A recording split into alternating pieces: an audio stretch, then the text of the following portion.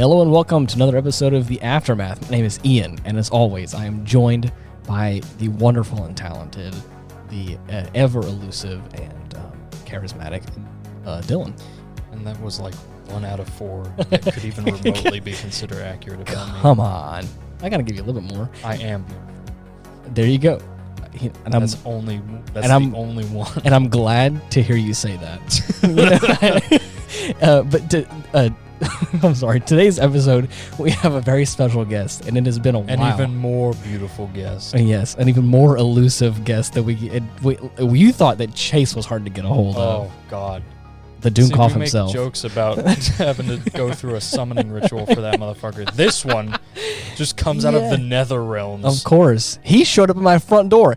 The one and only Dakota, everyone. He showed up at my front door, and I was like, the words out of my mouth were like, "Who the fuck are you?" No. Literally, I said was, "What are you doing here?" No. Right. Literally, the first words when I come to the door. I was like, "What are you doing here?" It's like unannounced. Yeah, and again, pleasant surprise. Of course, I definitely was like not put together and was like doing work from home. Yeah. So it's not like I was like upset, but I definitely was the like door, like hair frazzled. Yeah, right. Cup of coffee in his hands, in his pajamas. Yeah. The more who? First time opening my door and seeing the sunlight is also just Dakota like, "Hey bud, what's up?" I'm like, "Oh." The natural sunlight followed by a ray of sunshine. The more amusing one was Dylan whenever I first saw him, because he just thought that was a random person. I didn't even fucking recognize him. He just thought I was a random person, and you were just like, "Oh, hey, can I help you?" And I was just like, "Wait, yeah, give it a second." Yeah, and he was just like I looked at him for a second. He was like, he gestured to me like, "Dude." I'm like, "Dude, the fuck?" Yeah. So you've been off a couple states away from us. So you obviously have we've known you've been back because obviously the last episode you were on, you came back from the military or came back from it was Germany. Right? Yeah. You came back from Germany, and then you had moved away, and then now you have you come back for a brief period of time. So we thought I'm about to go on a trip. I'm about to go on a trip. Right, so so the thing is like I need to like prepare myself, and because I'm not ready for that trip at all. Like I need to really like lock down because I'm gonna be gone like in a few days. I need to go like on a plane, and I'm like, oh man, I'm not ready for this yet. It's for a whole week, right? Like 4 days. So okay. It's not so bad. That's not awful. "Oh yeah." But the thing is, I'm trying to think of like we need to do another episode or so, right. so we can get one underneath our belt while I'm gone. Get everything lined up, and then lo and behold, Dakota shows up, and I'm like, look, what a perfect time. Amazing, you're in. Perfect reason to start a new episode. But may I hey, segue? You look okay. Get in. Get in here. Let this be a segue into. It's so pleasant that he's here. It's awesome. It's fun. And then, of course, the one movie you guys decide to choose was the 1998 film Godzilla. Oh, yes. The one omen of my birth. Now, I don't think you know this unless you are a regular listener. We actually have watched like a handful of Godzilla movies. We've kind of like... I've been putting them through the ringer. Yes, he has With introduced most me. of the Showa era stuff. Right. Oh, the fun one. The fun one. So he got me. Oh, yeah. He got me interested in the legendary films, and so I started watching those. And then, of course, we've kind of been like ping ponging back and forth between different eras and movies. The listeners probably know this. We've like periodically We've established a good track record. Yeah. With Godzilla films. Every maybe more than a few episodes. 2 months or so, we hit a good classic. We just throw one in the hat, and of course we talk about them, and it's been a lot of fun recently. Oh, yeah. But we have definitely steered clear of this one. Yes. For a good reason. This one was sealed. Oh man, the this mark one of the beast on it. This was the one, but not like the big cool one that we all like. Just like the piece of garbage shit ass one that no one likes. One thing I will say is that Dylan had established this one as the one that shall not be named. I always, anytime, any fucking time I mention the series to anybody trying to get them in the movies, I will always mention this one because it is the only stinker that I know of. Right. He's the only Even one. like some of the bad Showa era films are at least on some level enjoyable because of how fucking stupid they are. Or this fun. one's just fucking stupid, but like not in the funny way. Yeah. But like really trying to take itself seriously in some level. Right. Yeah. But so anyways, this film is awful. Oh, woof. It is a hard pill to swallow. One thing I will say is that right off the bat, pill-shaped piece of shit. I'm not going to go through the whole entire rundown of the movie because, to be honest, it's not worth it. It should have been shaved down a little bit. Oh, it should have definitely been shaved down. It said that it was a 2-hour and 19-minute film, and I think it could have been done easily in an hour and 45. Right. Oh yeah, I would say probably an hour and 30. Honestly, well, I'm gonna give shave an extra 15. That's being generous. I'm gonna give it the benefit of the doubt and say that it could have been a good hour and 45 minutes to 2-hour film, and it probably would have been really nice or better. I just felt some stuff kind of dragged on a little bit. But anyways, like I said, I won't go into all the details of everything. We'll definitely discuss it as we go on. Oh yeah.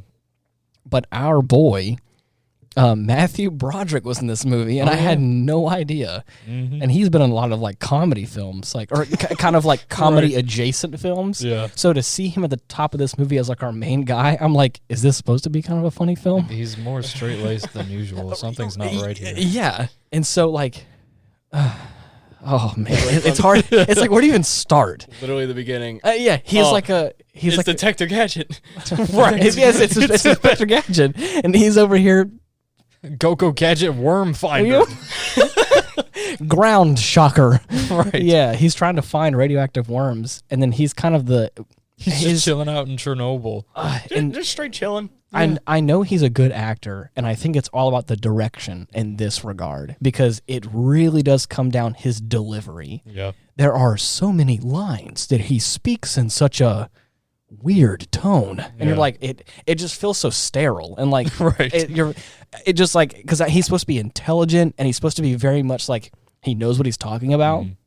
So whenever he says things that are very matter of fact, you're like, oh, he's saying this with a certain level of sternness. He does not sound like a guy who was in a relationship with a woman for 4 years. No, he definitely sounds like a robot trying to be a person. Yes. every now and then you're like, dude, you're definitely like not really meshing. Are you very feeling well. Okay? Your skin's fitting on good. Are you overheating? Right, but like I said, it's not because he's not. It's not like he's a bad actor, right? Because I'm assuming around the same time as when the live action Inspector Gadget came out, which I thought was kind of an interesting movie. I think that one actually came out a few years later. I think so. Yeah. Yeah. I remember seeing commercials for that one everywhere. 99. I was right. Sure enough. The year after. Yeah. So, anyways, okay, who knows? Yeah. Regardless, it doesn't matter. But like I said, so this whole film kind of starts off in that kind of weird area where it's like the dialogue's a little weird, and I wrote down right here at the top so many 90s tropes. Oh god. Oh my god. Yes. Oh yeah. Oof. It was hard. It was hard to kind of get through some of the like tropes right at the beginning. Like shit hurts, man. Yeah. There's a lot of like my fucking ears. You can tell from the technology, obviously, like a lot of these movies, there's a lot of like radio conversation, like flip phones with the antennas, and you're like, right. Oh my god, I gotta call somebody with a with my portable phone. No, not my pager. Fax machines. Right. But like it's that kind of like that kind of sense about everything. It's really interesting. Yeah. But yeah, like I said, the tropes were really heavy in this. I think for my personal preference. Yeah. Really hammer it home. Yeah. There's a lot of weird but they moments. like miss every nail. Yeah. I'm gonna come back to this prompt later. I believe we haven't quite hit that cue yet. I'm telling you, I'm gonna say this now and say it later. It rained for the entire movie. It did. It did. Oh my god! And they moved across multiple different countries for an entire Oh week. my gosh! There was a point in time where I wanted to say it out loud, but I wanted to save it for this moment. Does just rain follow Godzilla? The emergence of this creature. He comes out the water. All of a sudden, rain is around everywhere. It's like, what is going on here? That and then so many umbrellas. Oh my Dude, god! Everywhere. If I saw another umbrella in this film, I was gonna quit. I'm like, dude, it was like they were everywhere. Yeah. I mean, obviously, because again, it was raining the entire movie. I really would have liked if they just had a scene where everybody just gave up after Right, they did rain yeah. for The so long. umbrellas. They just Dude. don't use umbrellas anymore. There was a point where I was like, "Why? What are you guys doing?" Right. I don't understand. The thing, Just like, trying to stay dry during this week-long monsoon. yeah, you're right. There was definitely a moment where, like, a greater portion of like 60 to 70% of the way through the movie that I definitely thought to myself, I wonder what the budget was for all the black umbrellas. They must have bought the entire city of New York out of black umbrellas. No, dude, just the rain machine cost for that. Dude, for that. How much water did they use Right? the entire film? Because it definitely was a constant effect from the beginning of the movie to the very end. There may have been 2 scenes, or I mean, maybe more than that, but they just where they weren't inside and they were outside and it wasn't raining. Right. So yeah, crazy. Bro, that's where all the budget went. That's why the CGI was so bad. Right. Well, and so that's the thing. Sorry, folks, couldn't afford a sunny day today. What I will say is that the CGI, obviously, It's dated. I won't say it looks bad it's the because that's just me. it is the I weakest. never like to say like old CGI looks bad because it's just a product of that time. You're right, but it definitely But feels God damn, this shit looks fucking awful. Holy shit. it definitely feels like the weakest part of this film. So my thing with that is like, there's a movie that came out before then that did CGI so much better yes. than that. What's that? Jurassic Park. Oh, of course. Oh, yeah. Jurassic Park did it so much better. But you see, you know why though? Steven Spielberg. Well, not like that. I mean, but it's. I mean, you're right. But it's the fact that they matched practical effects and made it feel real. Oh yeah. But then they also did a really good job of hiding their crimes. And the thing is, just like with everything else in the world, is the saturation effect. Is like, or I forgot what it's actually called. Somebody probably knows this, and I'm look dumb now. But it is. But it is the more you do something, the probability increases of it going wrong. Yeah. And the thing is whenever you have the entire 2 hour and 20-minute film and like a large portion of that is CGI, it can, like, again, Jurassic Park is probably on the same level of like not so great, but like the duration of how much it was significantly less. So they really made it look nice for that little bit, or those little bits that they did have it. And it was like a shotgun blast. Yeah, but in this movie, they did the same kind of a things where it's dark, it's raining. You can kind of see this kind of like these shadowy moments where it does hide their crimes. But the problem is whenever they don't have that, it doesn't hide the crimes anymore. It just looks bad. Yeah, and you're like, oh, man, it's just a little rough around the edges. that is, isn't it? But yeah. Anyway, so that's kind of a. Kind of a weird trick of this film. It's a little strange to get. Oh Lord. So, Dakota. Yes. You grew up with this movie about the same way I did. What are your thoughts? Are you asking for my thoughts now as a military man, or are you asking my thoughts as a man? Overall. As a film goer.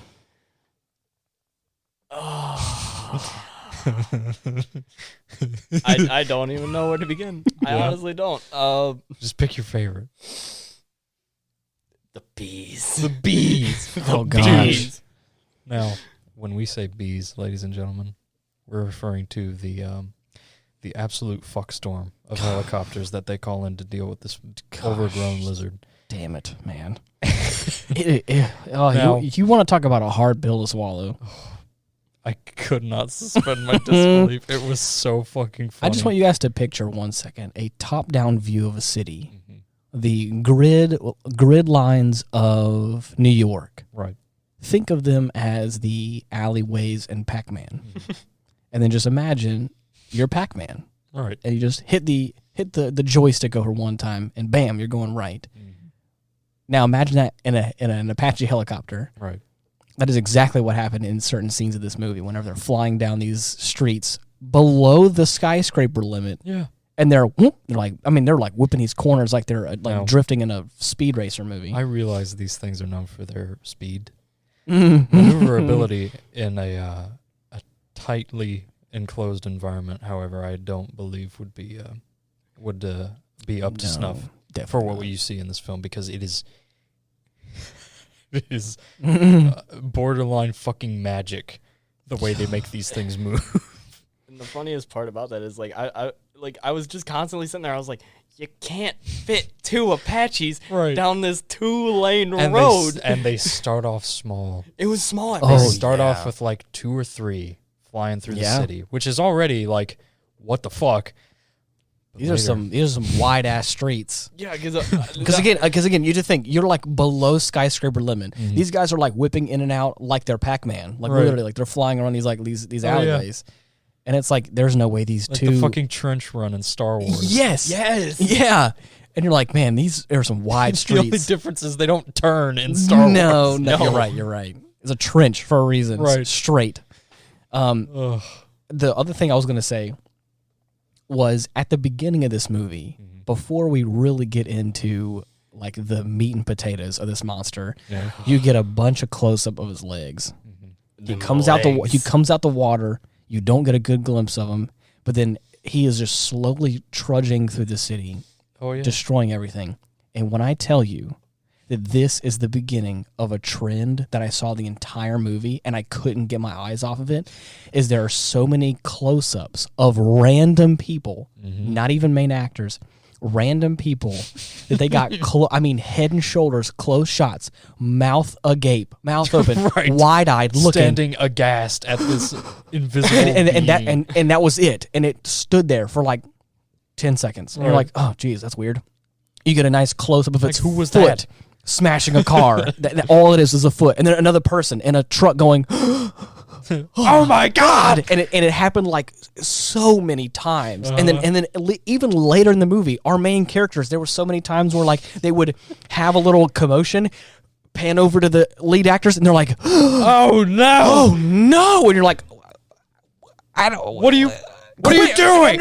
Why? I don't know how you can still be surprised at this point. Dude, the best one by far, the fisherman. Yes. Oh my God, dude, the best one. He did the little. You said Home Alone for a moment because he raised his shaky hands and then just touched his cheeks and was like, and didn't move at all. And like you see this, he really sold his interpretation of the scream. Yeah, you're right. What is that? Is that the Van Gogh?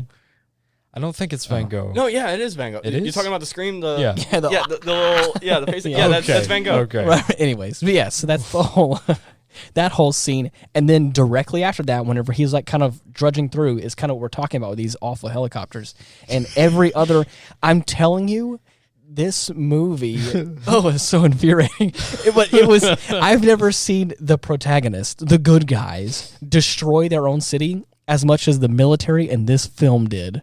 They couldn't hit. They really ham it up. I believe stormtroopers could hit more things than these guys. I mean, they were just the helicopter drivers were just like fully unloading, like not letting up and flying this helicopter around like it's a go-kart and not the shots. Most of their shots weren't even lined up. No, and they were just holding down the trigger. I literally, if you told me their mission was to not hit the monster while keeping the guns on full auto, I would have believed you. Fucking I was like, dude, there's a big lizard here, and I mean, you're like actively missing them. Right. What are you doing? And that was like a large portion of their fight sequences. I'm like, what? Listen, I understand that you weren't trained to fight a giant monster.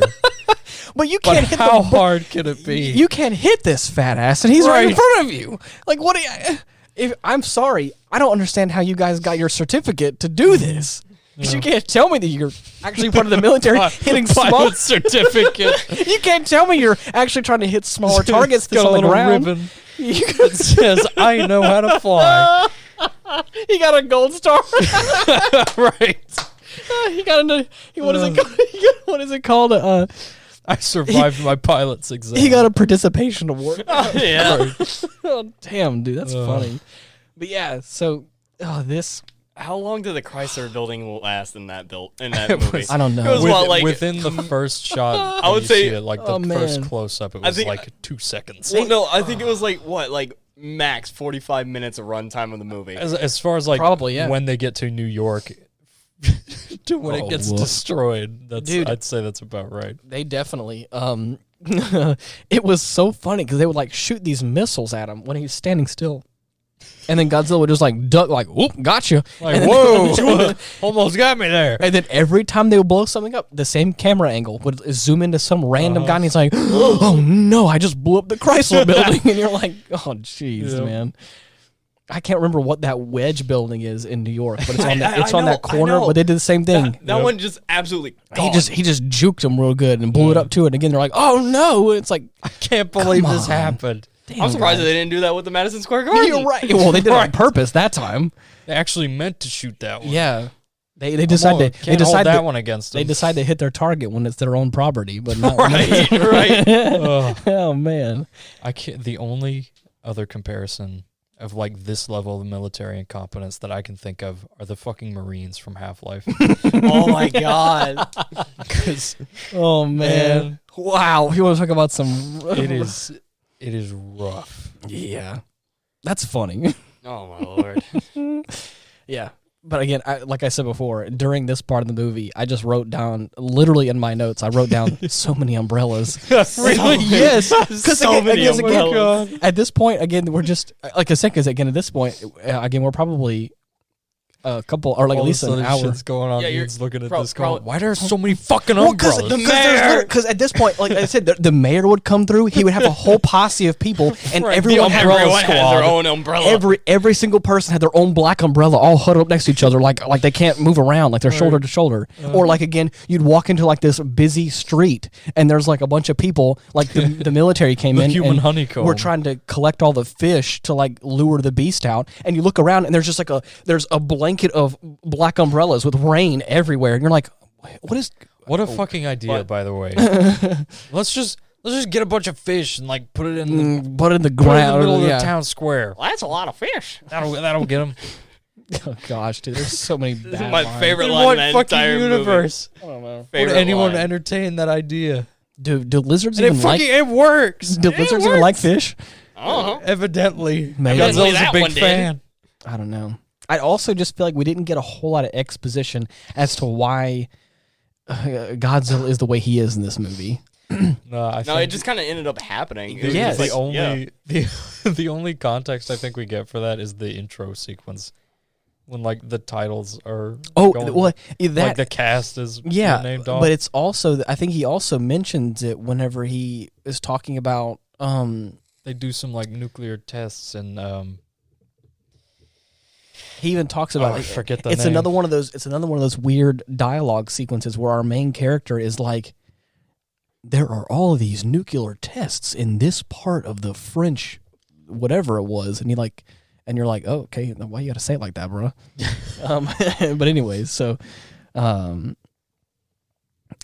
then I guess we're just meant to assume that he's some sort of mutated I guess lizard. But the thing is, like I feel like that's one of the intrinsic things about all the Godzilla movies we've watched so far is even like the really weird ones do a really good job of like, if it hasn't already established it at that point, establishing like, oh, there's a reason why he's here and why he's angry now. And again, I know I'm comparing. You're comparing gold. I'm to comparing apples to a oranges. piece of aluminum. right. But anyway, so that's the whole situation with that. And then like, I feel like we get like a large portion of the movie and like not really see this monster. There's like a lot of exposition. There's a lot of talking and a lot of Lots nonsense. of people talking in rooms. And like 90s tropes galore. Oh my lord! The scummy boss guy who's like, "You come over to my house and Come I have dinner with me. and I'll I give you a got promotion." Come on, toots, I got you." And you're like, "No, dude. No. He's got the curly blonde haired, beautiful lead actress lady, and Right. you're like, I see where this is going. And she's like, I can't do that. And he's like, Let's not talk about her. Sure you can. Let's not talk about that woman. Not yet. Right. She'll get her turn. She'll get her turn. And again, I can't wait to go off about this bitch. You have Oh no my idea. God. wait, our lead actress guy? Yes. Oh, okay. Can I say? Oh, before we get there, Mm. what's up with everyone macking on our main actress, or is it just the fact that it's plot armor involved? I have no idea. Everyone finds him attractive. Even at the beginning, the red-haired lady is like, "I think you're kind of cute." Like, I know. Dude. Like that was what I was thinking. I was like, damn, Fucking nerd ass worm scientists, sign me I'm up. like, hell yeah, buddy. literally first intro that there is a I'll let you- female actress like with him. Yeah. She literally looks him down and up. Like she gives him Just, the like, fucking checking- Yeah. checking out. He's like, dude hard ass sex eyes, man. Oh, yeah. Yeah. Like not even Yeah. trying to hide it. I'll let you get in my date, huh? Like, oh my God. Let you worm around in me. Christ. Oh my God. You're like, she does not say that, by the way. That was just my own interpretation. Oh my God, I wish she did. That would have been fucking hilarious. Bro, that would made the movie only if a she little said bit it better. at tone. Be like, I feel like I'm sexually assaulted. I just got here. Anyways. So after he after all that situation. right, finds the fucking footprint on the beach. Barely. Right. She's like, where is it? I don't see it. You're standing Like, you're in it. You're in it, bub. So That was a footprint. Yeah, no shit. the person that we're talking about in question is like his main love interest. And let me just give you some backstory on this exposition here. So apparently he had this girl, Audrey, that he like. What was the main guy's name, by the way? Nick. Matt? Nick Oh, Tatopoulos. Yeah, Nick Tatopoulos. Tatopoulos. Topatitulus. But anyways, so he there's this girl, Audrey. Apparently they've been together for 4 years, and he tries to He proposes. he proposes. proposes. Like any good guy should. 4 years is a fairly decent benchmark Oh, for a yeah. proposal, wouldn't Definitely. Hands down. you say? Right. So she then decides to just leave You without know, telling just him anything. leaves. Just leaves. It's like, I'm going to go to New York and be a reporter. I'm gonna make it big. I'm going to be Fails. so good. No, you're not. Critical failure. Right. No, doesn't even make it. Rolls in that one. I don't even know how you Works as an assistant to a news reporter. who's trying to To an mac on her. anchor. Right. To an anchor, not a reporter. Right. So Ugh. clearly things didn't go as planned for her. And I think she's only been gone for like a year, right? I think it's mentioned in the film. It was another 4. Oh, you're right. It was like 3 or 4 years. Because Yeah. No, because I think they actually said 8. Yeah. They said it was 8 8 years but ago. oh, damn, really? I think it was Yikes. 8 was what they were saying. Mhm. That's rough. As soon as she sees him again, she's like, Oh My high God! my sweetheart. oh, College sweetheart. College No. sweetheart. Even Oh, better. God. My college Yeah. sweetheart. So not only did she should have known better, she should have known better. She Right. should have known better. But nah. And our little scumbag guy over here, our little simp, our little God, simp. He was like, Ugh. like he was a little flustered. And I was like, gosh, you haven't moved on since then. Like I feel bad Now, for you. to but be fair, he was playing it pretty straight. you're at right. first. You're right. You're right. It's like, Don't, you know don't what? mind me as I'm buying this $46 Right. worth of Sorry, I pregnancy gotta- test. God. Don't I'm mind test that. my lizard for pregnancy real quick. Hang on. My male lizard. Let me test that for pregnancy Right. real quick. God, it was some of that was so forced, dude. It felt. I don't even want to get into that right now. But anyways, yeah, she runs into him and they kind of act, you know. It's as Buddy, awkward as it ought to be. You're It's right. Like, you know what? I'm still You're kind of mad about what you did.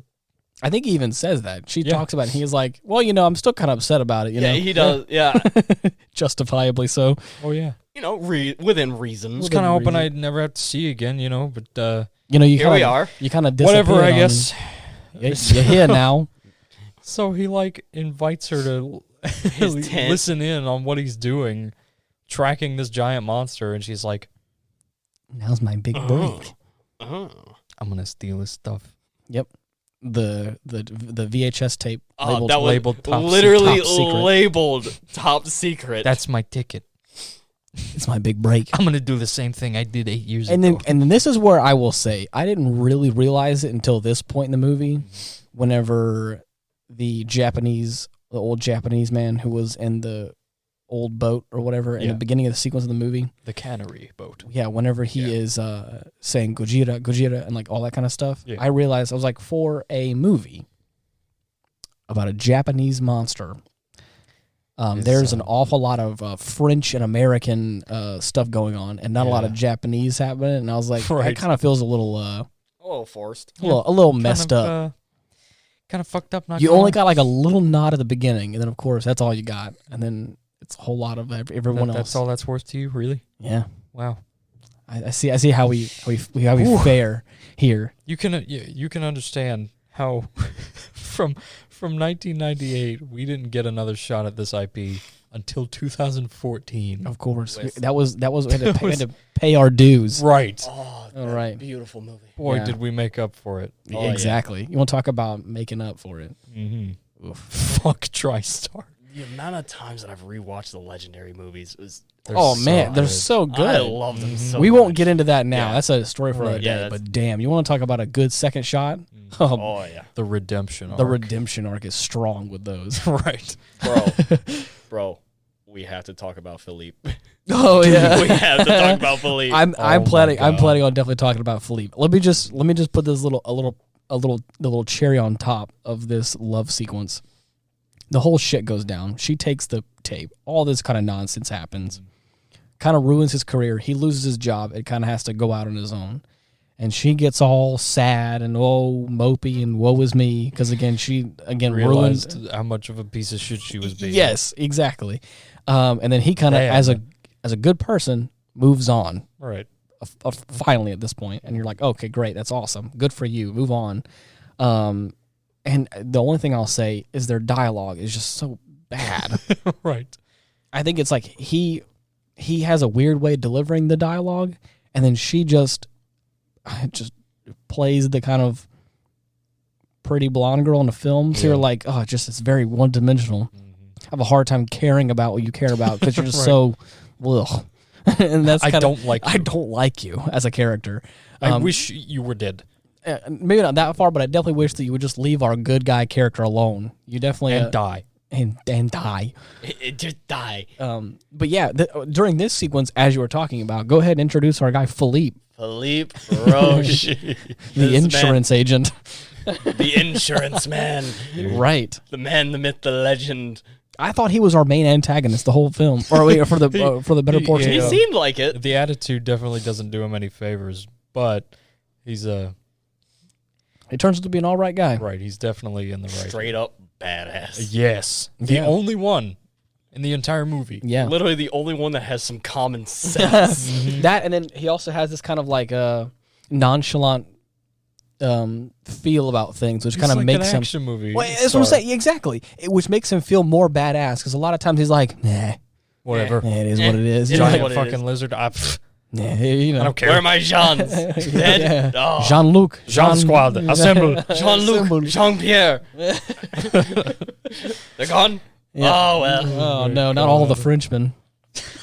But, dude, okay, so, like, throughout this film, he's, like, painted in this kind of comedic villain light almost. Yeah. And his whole premise up until this part of the movie was, like, he's trying to, like, sneak information from the Americans. And you're like, oh, okay, that's kind of sus and kind of sketchy. Right. What the hell for? What are you doing? And then, of course, after our main guy loses his job and moves out, or he ends up stumbling across Philippe again, and he's like, I'm just trying to protect my country and all that kind of stuff. Snatches him up in a taxi. And you're like, hey, I mean, that's I can respect that's a that. noble goal. I can get behind that. Sure. Why not? Because, again, I think it kind of originated in his country, kind of like the problem. Yeah, because it was the nuclear testing by the French. Right, exactly. So it's like, okay, it makes sense. Right. And then, of course, as the movie progresses even more, he just kind of further fits into this kind of action hero type model, and it's really good. Mm-hmm. I think he's probably one of the better written characters out of the honestly. film. I think. Yeah. Honestly. After they blow up Madison Square Garden, I yes. thought it was so funny. Full of baby Godzilla. Oh God, Full of baby Godzillas. dude, it was after they killed. There's at least 12 of them. Start counting. After they killed the first iteration or whatever, or they thought they killed Godzilla. Right. Stunned him with a couple torpedoes. Oh God, and they're like, yeah, we won. I was God, like, and oh. Immediate celebration. Immediate. Like, oh my God, we killed it. No proof, just yeah. It just The computer on the submarine says so. the computer television said destroyed. Computer says target hit. God. We good. Everybody pack up, go home. Right. But like after that happens is when like the movie kind of lost me. It's like it kind of felt like it dragged on a little bit. Oh yeah. Because there's so many sequences of them like running away from these. There's like funny moments in between. There's like good, well written dialogue, like kind of in between some of that stuff. Mm-hmm. But like it just gets to a point where like they're running away from upwards of 200 plus baby Godzillas, and you're like, oh. and you can only watch them run into a door, lock the door in some capacity, have them like scramble to the door, and then of course them get so far away, and you're like, okay, you definitely have cleared enough ground just for them to like catch up again and close another door, and you're like, oh god, dude, just running out of doors. You're running out of doors here, guys. And then we lost all the Jeans. And then all the Jeans died. All the nameless French guys just get ate up real fast, and you're like, damn, that sucks. What was it? Literally, we were just like, "Oh no, Jean's dead," and then they literally said like, their name was actually Jean. Yeah. No. Oh I can't believe it. Can't believe Jean died. It's hilarious. Yeah. But anyways, so it lost its steam for me at that point where it's like, I understand what we're doing. Long in the tooth. Yeah, and I think it was also because the CGI was kind of bad. Yeah. Because like a lot of the sequences where they're running, their head bobs, and so it kind of looks like they're just like bouncing on the ground and then sliding. So it just has this weird motion to it, and some of it's a little. I think also the lighting probably played into it You're a right. bit too. You're right. Because you could actually like see the lighting from behind, like where the baby Godzillas were. You could actually see where it was like, that's 100% just pure CGI. Casting any shadows. It stood out. Yeah. Well, you're right, the part that was really made it harder for me was there was like two scenes in particular, interspersed between that moment where they had like practical baby Godzilla heads that looked pretty good, like in comparison to the world around them. It may not have been the best practical like puppeteering, but like it was decent enough compared to what we got. And that's the thing is like it was so few and far between that it's like I know what it could look like because you gave me this little taste of what it could look like, and then it's not that, and you're like, oh man, this is so jarring a little bit. There's the one scene where he's in the elevator and it stops, doors open, and you're like, those are full on puppets, and like it looks real, and they're like. Or like tearing open a bag of popcorn. You're like, damn, dude. And then, of course, they closes, next door open, you're like, oh, God, what is that? And then it's like the CGI monster. Anyways, so that's just a little gripe. Like, I was sitting there, like, during that scene, like, with the baby Godzillas, or Zilla, should I say. Yeah. Dude. I kept thinking... We'll get into that. Oh, yeah. I kept thinking in my head, I was just like, I'm feeling like they were kind of, like, ripping off, like, the whole Velociraptor scenes from... Jurassic Park. Oh yeah, it felt a lot like those scenes. It did. And I even made the joke whenever they started opening the doors. I was like, "Oh, clever girl." Yeah, right. Yeah. I was like, yep. Heavy inspiration, I'm sure. Definitely. I there was a point in time where like we start to really lose after they blow up Madison Square Garden, and our guy Philippe, after everyone's all jostled around and blown up and covered in shrapnel. Yeah, our boy gets up and everyone's like, "Are you okay? What you need right now? Whatever." And he's like, "I just need coffee. That's all I need." And you're like, "Damn, son, a stiff drink, dude." Like, right. Like I need something stronger, man. Yeah, jeez. Right. Nah, that guy's like, "Yeah, I'm good. I can just need coffee. I'm good to go again." I'm just tired, man. I'm just tired. Right. He's just like, need a nap. Right. Everyone's like, "Oh shit." He's like, "I just need a nap." Right. You're like, "Damn, Philippe, go ahead." But anyways, like at this point in the movie, like there's so it's hard for me to continue because the last line that I had written down in my notes was, and I wrote it down exactly how we said it was. I said I had said the statement, "Gosh, the logic of this movie," and then Dylan clapped back, "There is none." No, that's good. It's non-existent. And it's because like just the way they're like, "We have to do this," and you're like, "But we just how? But you just said we couldn't do that a second ago." Right. Like he pulls down a brake or turn on the lights, and like 15 to 20 minutes later, they're like, "We can't use the radios because the circuits are down." And I'm like, "What are you talking? The circuits are down." It's like, you just turn the lights on. There's too much talk noise in the circuits. Yeah, we can't turn on the radios because there's no power. But the lights have the cameras work. We just can't. And then it's like, what? I don't. But the cameras work. Yeah. There's no way that the cameras can't work. Oh my God, the most infuriating one, and then we'll move on to the next section of this episode. Was whenever they're in the tunnel, and throughout the entire dude, focus in. I can't. You can do it. Dakota had pointed this out. He said it's the worst line in the entire film, and I agree with him wholeheartedly. They're in this tunnel, and they're in, like, Godzilla is, like, trying to, like, claw through to get them, even though he's, like, busted whole new holes in the ground. Right. Again, what logic is that? He can't get through this little stone tunnelway. He's like, I'm too big. And you're, like, here, act like a freaking tunnel snake over here, just making your way through stuff. But anyways, tunnel snakes rule. Yeah, tunnel snakes rule. But then he ends up, the guy's like, has this, they're all like, we need to get him out in the open so we can shoot him with a missile. And you're like, okay, cool, but we're stuck. Like, I don't understand. What do you want me to do? And then our main guy, Nick, was that his name? Nick is like, does this thing have high beams? Oh my God. to insinuate, like, while his head's jammed in the tunnel, we'll just turn the high beams on and blind him. Right. And if the movie hadn't already established something, that's a great idea. That would be a great idea. It makes perfect sense. But you gotta imagine, I want you guys to imagine, if you guys have seen this in any kind of action movie, is the big Humvees with those huge ass spotlights. Mm-hmm. I mean, the big boys. Like, think of, like, the bat signal Yeah, kind of I'm talking. spotlight. Yeah, I'm talking like could light up a city in some capacity. Has been shone in his face for like 40 minutes of the entire film, and he's just totally chill with it. He's just been his pupils dilate a bit. Right, right. That's it. Exactly, but he shows no sign of discomfort whatsoever. Right. They start flooring it before they put the high beams on, which again makes no damn sense to me. Mm-hmm. And he's like turns on the high beams, and Godzilla's like, ooh, my eyes, and I'm like, my eyes, and I was like, you should have went ahead and honked your horn while you're at it, right? Oh, my widow ears! I can't do it. I'm like, no, I can't do this. What are we doing here? This doesn't make any damn sense. This is supposed to be a creature that is based on something that can withstand, not only withstand, but shrug off. Yes. Nukes.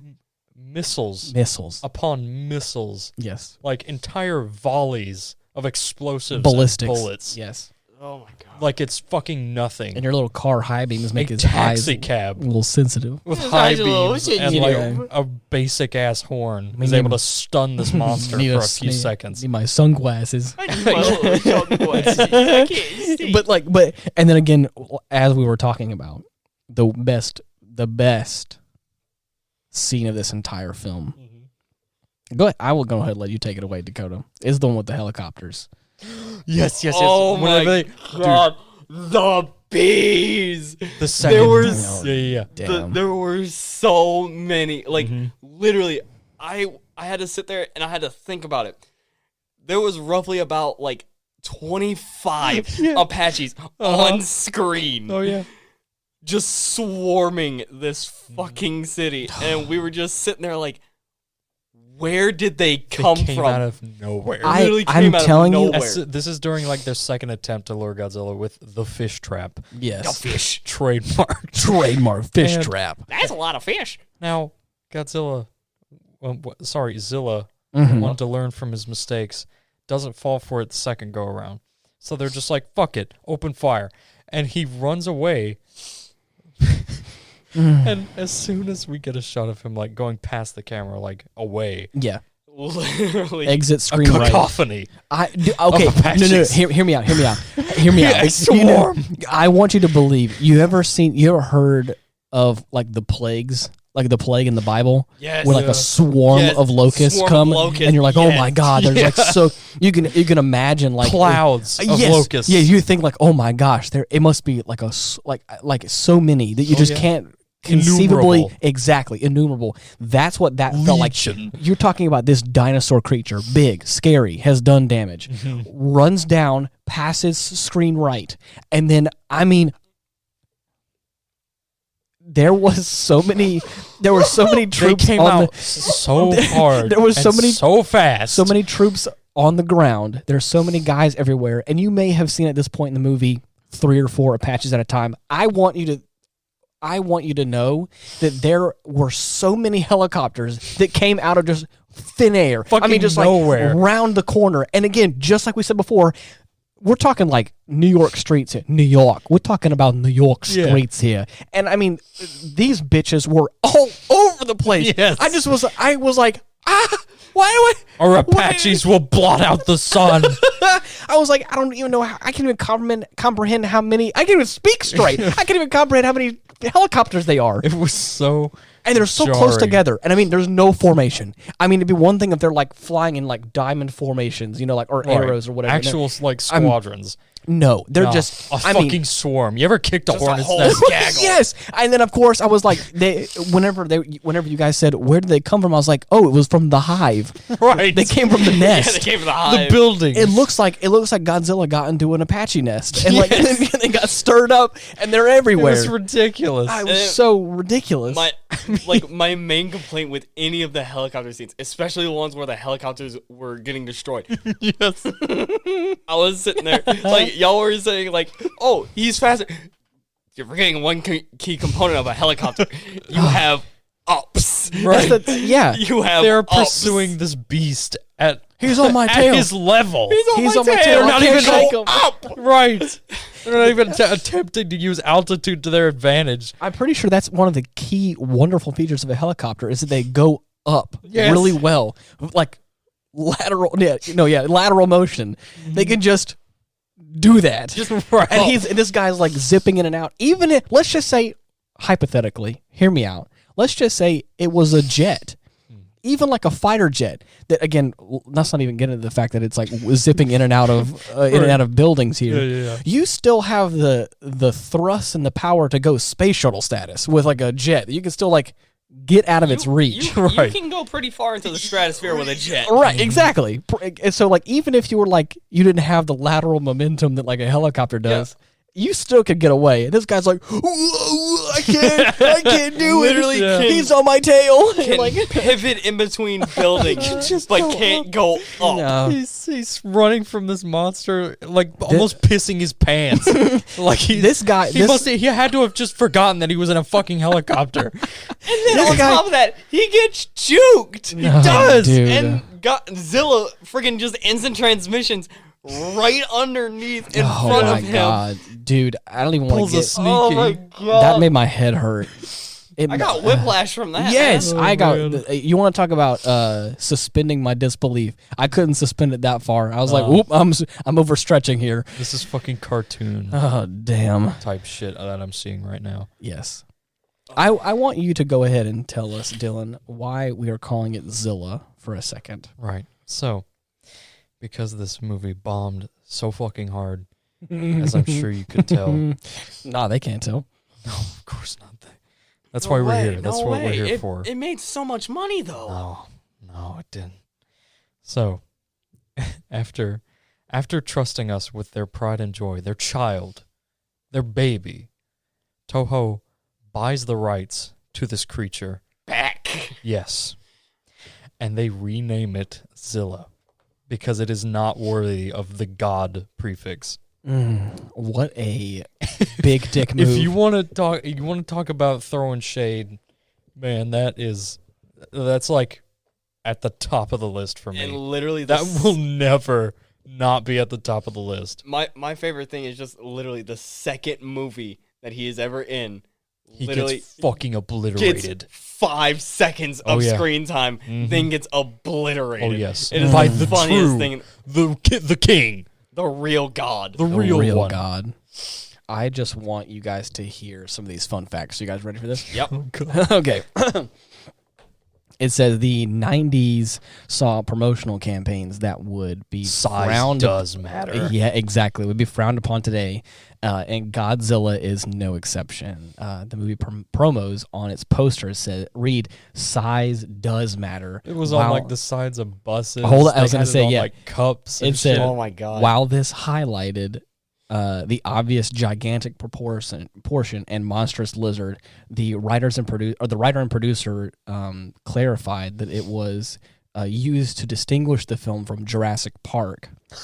And it says that the ads got even tackier with time, and it said that it had it plastered across a bus, and it said his foot is as long as this bus. Yes. Oh my God. Oh my God. And it says that before George Lucas's disastrous comeback, which I mean we don't got to say that with Star Wars Episode 1. The Phantom Menace, which I don't think is technically disastrous. No. I don't think that one. Not by today's standards. Not by today's standards. Because again, we've seen far worse. Oh, as yes. Star Oh, Wars yes. fans. We literally just did. A website dedicated the first Star Wars prequel mocked. Oh wait, hold on. Let's see. A website dedicated to the first Star Wars prequel mocked Godzilla by saying plot does matter. Oh my god! Implying that it had none.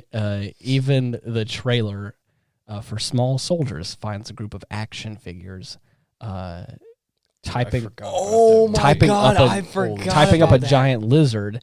This is hammered by a character saying size does matter. Oh my god! Oh gosh, that's so funny. Lord.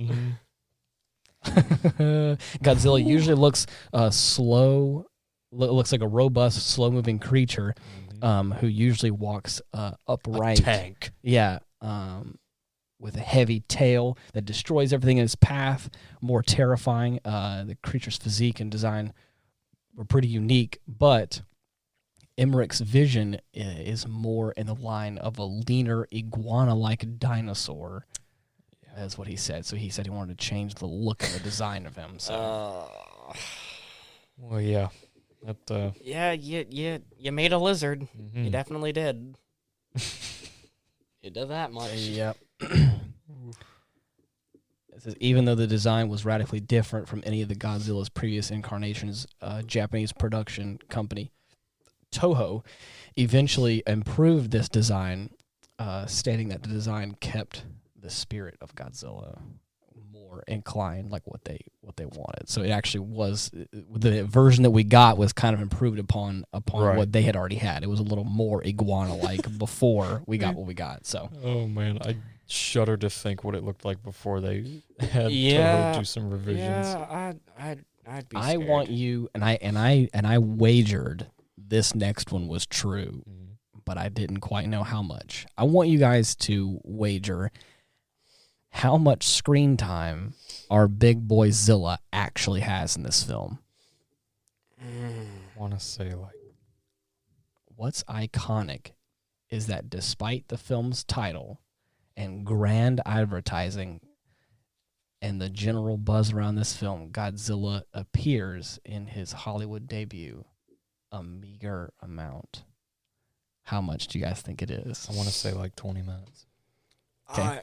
I would say maybe In this 2 hour and 20-minute film, 25. I'll say that. you said 20, you said 25? I'll say 25. Hollywood debut for a meager screen time of 11 minutes. Are you fucking serious? So Many- you're telling me Many are the original, not the baby Godzillas. Right. The big boy Yeah. Zilla himself was only in the film for 11 minutes, and Oh it my definitely God. feels like it.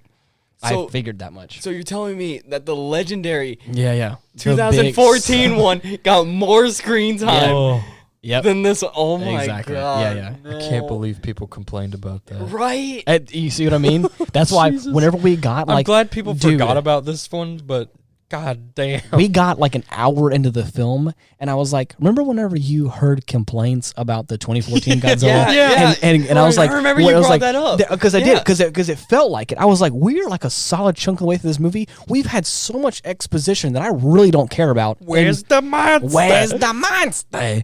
And what little we did see of it was like really shit. And I was like, yeah. we got like a foot, and that was all we got. Was just it was like got a feet foot. We got a pics. claw. We got weird Godzilla feet pics. That's all we got.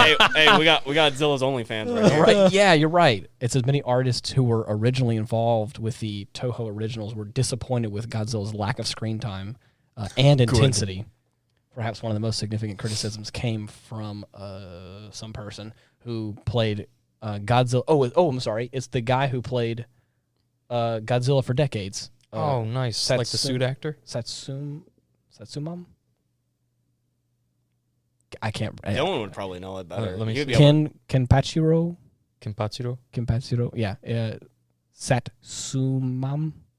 I don't know. Anyways, he says he played Godzilla for decades. And I guess it's he one probably of was a suit the actor. suit actor. Yeah. Spanning from 1985 to 1995.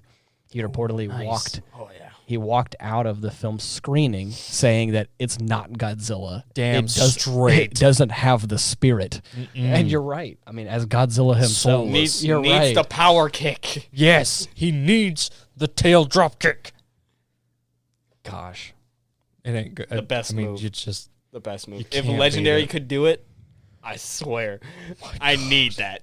I need that kind of kick. that might be too much for me. At least for like the Legendary Godzilla. I just need like a joke, like At them to least just at least something. animate like that. just like a deleted scene. Or Exactly. At least. That's what I want. Like if they can give me a deleted scenes for like King of Monsters, where it's just Godzilla Can doing we pull that up later? What's that? The Godzilla dropkick.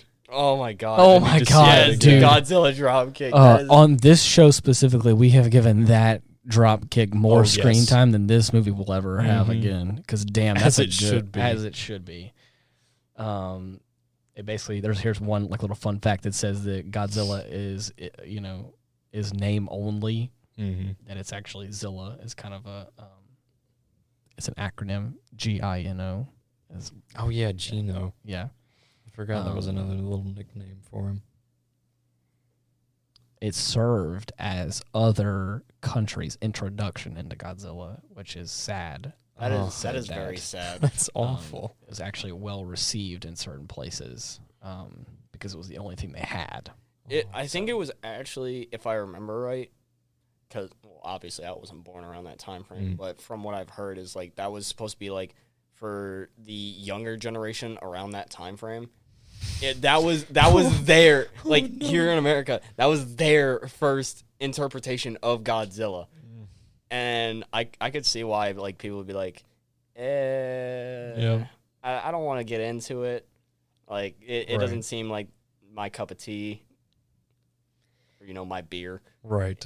We in America.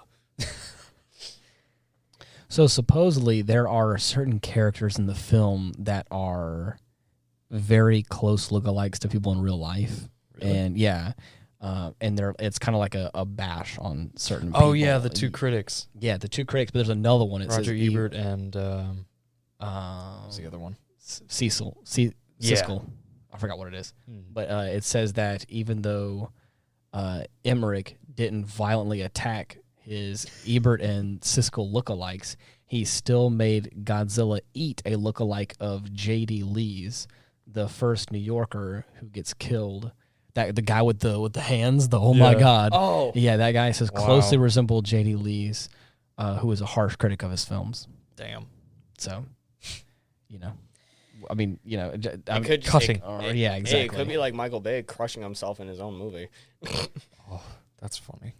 That was That was a by good far one. the funniest thing. Like whenever I found out that fact, I was like, oh my god, that's so funny. Yep. So that's kind of, there's some other ones that are like, obviously, like Emmerich was not, I think he was the writer-producer on the film, and he was not their first choice. Right. So it's like, kind of happens. One thing I will say, I'm just curious now,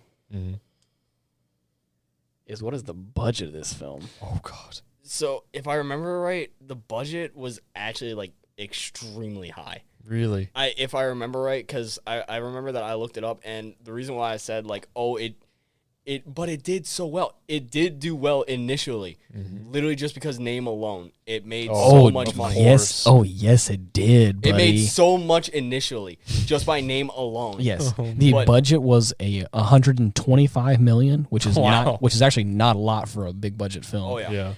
Or I say that, but the box office was $380 million. Yep. Damn. Yep. Damn, that movie did real good. They did really good For what a for shitty literally movie. the initial. That was Yeah. just the initial run through. Bunch of And then- suckers. It was because It has a 15% on Rotten Tomatoes that sounds about right. and a 5.4 stars on IMDb. Real bad. That sounds about right. Well, what a fun time this Now was. you know. Now you know. Stay away. Of course, away. the moment that I come back, I must pull out the beast. Oh, yeah. I must make it be that. You will carry this burden. You will carry this weight that we all have to feel now. This is the weight that I. He this came is, in. This is what I deal with while I'm in the Nether. This is Dude. that This is the agony I deal with. I see. Just to specify, this motherfucker rolled up to the house with the movie in his hands. He somehow procured it from my room without me knowing, held it up to the sky, and said, "This is all the day. sons of old gods die!" No, please! The Eldritch gods shall reign again. And thus the ritual commenced. Damn. And then before I know it, I was just on the couch. Like, Yes. I didn't want to be here. I don't want to be here no I don't more. want to be here no more. I don't like this. Damn. Well, is there anything else you guys want to add to the film? Was there any of your favorite bits of the movie? Anything you want to add? I could add some of my military gripes. Oh gosh. I could add some of those. Yeah, I don't know about We're getting up to an hour. That's going to be another hour. hour. Yeah. Pretty sure you can fill us up with that. Oh God, I could probably go on a lot longer than that. Yes. Oh my I Lord. believe Definitely. because a lot of this movie was weak in that regard. Oh yeah, the only chain of command actually respected was with the Navy. Literally the only chain of command, and that was the one that I was laughing about. That's crazy. Well, anyways, thank you so much for listening. We really appreciate you taking your time out of your day and listening to our ramblings of this crazy show. Yeah, thanks. It really it's a lot. Appreciate it. If you're trying to find us, you can type in The Aftermath on all your major podcasting platforms, or you can look us up, linktree/Ian Wolf, and you should be able to find all of our links to all of our social media and other places like that. If you can't, give us a 5-star review. It means a lot. We would appreciate it. But until next time, thank you so much. Bye, guys. Bye-bye.